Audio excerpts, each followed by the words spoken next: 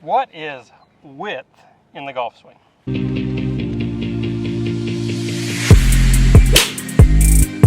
So Henry, there's a term that I hear thrown around pretty much constantly about width in the golf swing. What is width? Yeah, I think it's a great question, and I think that you look at people that are trying to obtain width. It's a great thing to try to obtain because it can help you shallow out the club. It can help you create a more pivot-driven motion, right? So width, I like to think of it as sort of the distance from our center, our sternum sort of, right, out to our hands or the handle of the club, okay? Yep. Also, you could think of it in terms of how close the club head is to us as well, right? So now, you and I talk a lot about the hinge and the fold of the right wrist into extension. So I actually like to see the club get, not super out here, like that would, a lot of people think that's width, where the head is, okay? Yeah. But I also think this has no power. Well, there is no power there, but there's width. There's width. Because your arms are long still. Right. So this is the same, but this is the same distance from your chest as that. Yes. So they're both wide. What I would consider width, and the thing that shallows your arms out and gets your arms to come down, is actually this folding and unfolding of the right arm. Okay. So in a golf swing, there is an element of up and down, right? Mm-hmm.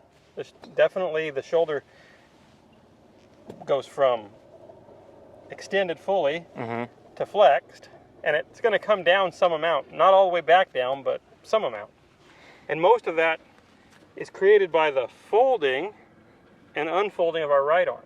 So our right arm doesn't really lift that much here in the shoulder. It's mostly lifting in the hinge here. Yeah. So as my elbow hinges, the width is actually getting slightly narrower in the backswing, right? And for most amateurs, we see too much of this. Well, and this is, if I turn you to the camera here you go. I mean, I'm only a couple fist lengths away from your hands. Yeah, and I got a hole right here. I can look through between my hands. Right. And I see that often. Yeah, well, their hands come off the club. A lot of time that's caused because they didn't turn enough in the backswing. Yeah. So as they're swinging the club back, their brain says, I got to make some leverage so I can hit this thing hard. Yeah. Now we've got no width. Yeah. Ideally, what I like to see is the right arm not folding much beyond 90. So 90 degrees looks like this. So as I'm turning, not much beyond that. So I think this is important. I'm going to swivel here for a second. You're talking a lot about the right arm, okay? Mm-hmm. A lot of people, when they think of width or in a golf swing, is they talk about, let's keep the left arm straight or the lead arm straight. So they lock it out, right? And there's also, if you lock this out and it gets really jammed up, there's a lot of tension in here. That can limit the amount of distance we have as well that we can generate. But if you want real width, you're actually talking about your trail arm, or for most people, their dominant arm feeling wide. Yeah, we really don't want anything tense in the golf swing. Mm-hmm. So I don't want to feel like I'm jamming my left arm straight. I could actually jam my left arm straight and pull my right arm across me and screw up my width. Yeah. Which I see that often as well. Yeah. So for me, when I'm thinking about width, what I'm thinking mostly is I'm thinking about my trail arm. For me, I'm a right-hander. Mm-hmm. This arm, I barely know it's attached to me, so I have very little control over it. This one I'm pretty good with. So I want to feel like I'm making a big, wide slap. Mm-hmm. Boom. I don't want to feel like I let this bunch up on me. Yep. Because then it turns into steep and over the top. Yep. From here, how would you get this thing shallowed out?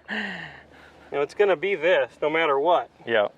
Rarely do you see somebody go here and then figure out how to get it to do that and widen back Well, out. It's almost like they're chopping wood with an axe, right?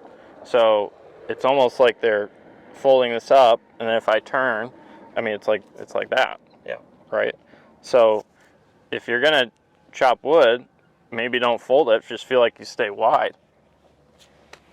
So when I think about what most golf instructors are talking about when they mean width, what they're really talking about is how this right arm hinges or folds and how it unfolds, because as this unfolds, you can see the effect that that has. It brings my left arm down some amount.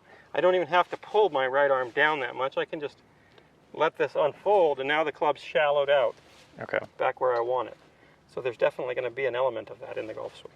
Okay, so let's go back to what I mentioned a little bit earlier about how, you know, from me to that club head, well, that's really long, it's wide, but because I haven't really set any angles here, I'm losing out on a big power source, which is the wrist.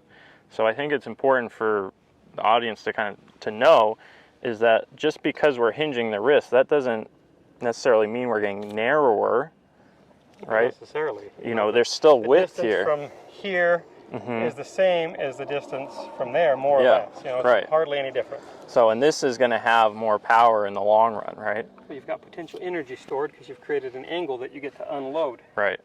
So if you're looking at a swing from face on, you know, the guys that are the most powerful, they're going to have some of that angle coming down.